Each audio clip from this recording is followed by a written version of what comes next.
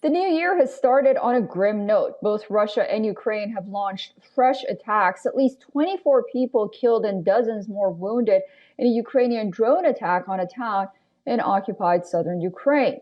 The attack took place in the Russian-controlled part of southern Kherson region. Moscow is accusing Kyiv of deliberately targeting civilians during New Year's Eve celebrations.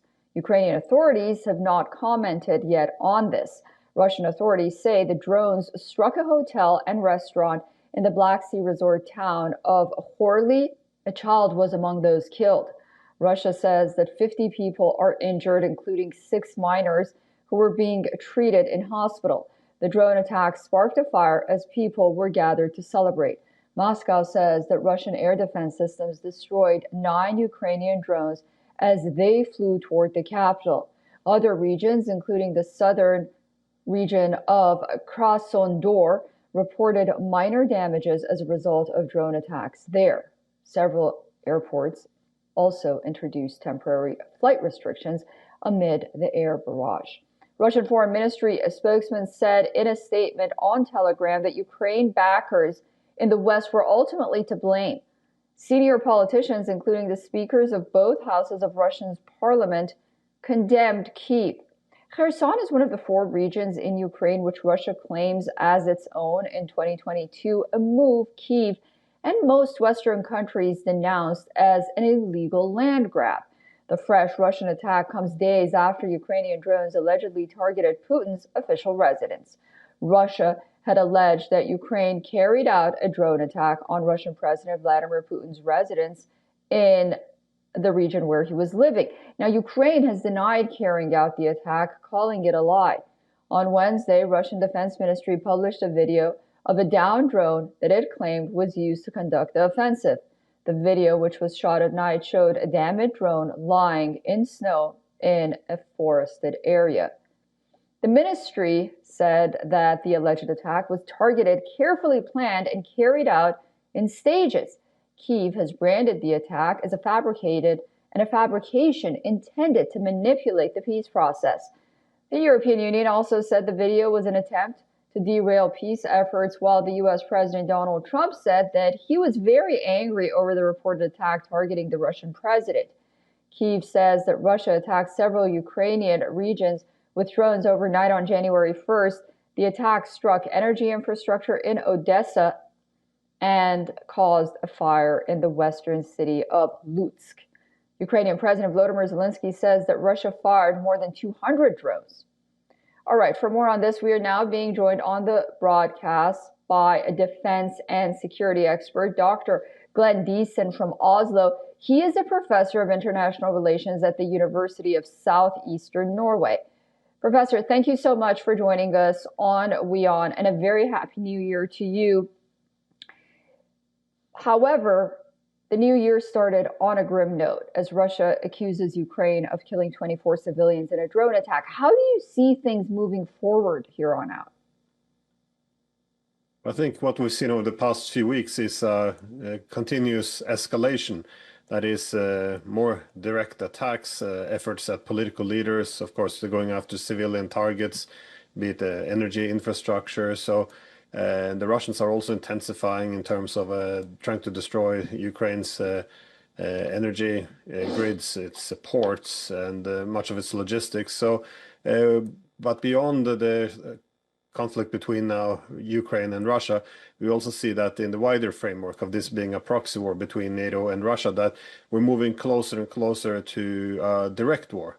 So, for example, we see now the report in the New York Times stating that the CIA, with Trump's blessing, has been behind many of these attacks on Russian tankers, Russian refineries. So it looks as if anyone hoping that there would be that there would be more peace in 2026, I think, would be disappointed. And I think a lot of this is predictable. We're reaching the final stages of the war. No one is ready to lose, so you're going to see a lot of escalations. You're going to see some efforts perhaps to provoke a response. There's going to be false flags. I think again, now that Ukraine's ongoing collapse can't be ignored and the Europeans have made it clear they're not ready for any peace, then I think we're going to see some very dangerous development going forward. And there were some developments in the past few days.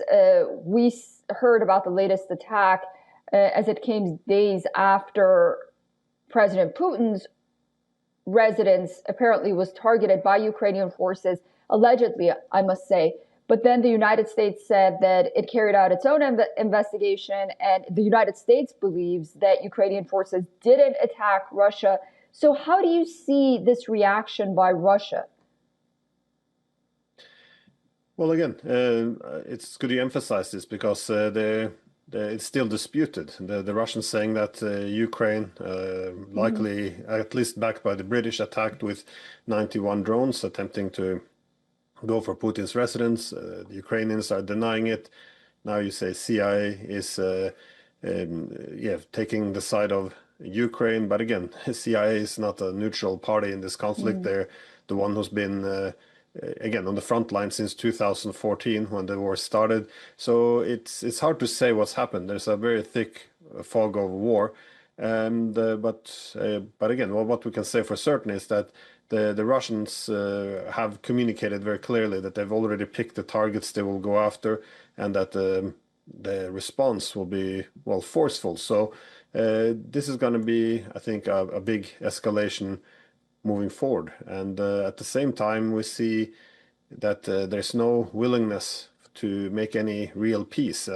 I saw Macron now just making a comment that on January 6th, the Europeans will meet to agree that as soon as a peace is established in Ukraine, that they will put firm security guarantees to defend Ukraine, which means that a peace can't happen, because this is why the Russians are fighting. We heard the Swedish defense minister say that a peace now would be a very bad thing for Sweden, because then Russia could redeploy troops closer in the Baltic Sea region. The Danish prime minister said the same thing, that peace is not ideal because the war keeps Russian troops preoccupied. You heard the same from the Germans, the Baltic states. So there's no willingness for peace anymore, only to prolong the war. And as I said, we're moving closer and closer now to a direct war. And I think the Russians will retaliate against the attacks or alleged attack on Putin's residence, primarily against the Ukrainians. But I think that the preparedness to take more direct actions against Europeans as well is growing as there's pressure building up in Moscow, not to allow the Europeans to essentially use this war as an opportunity to attack Russia. Okay, well, thank you so much for all of that and that thorough analysis. Dr. Glenn Deason, always a pleasure to speak to you. Thank you. For all the latest news, download the WION app and subscribe to our YouTube channel.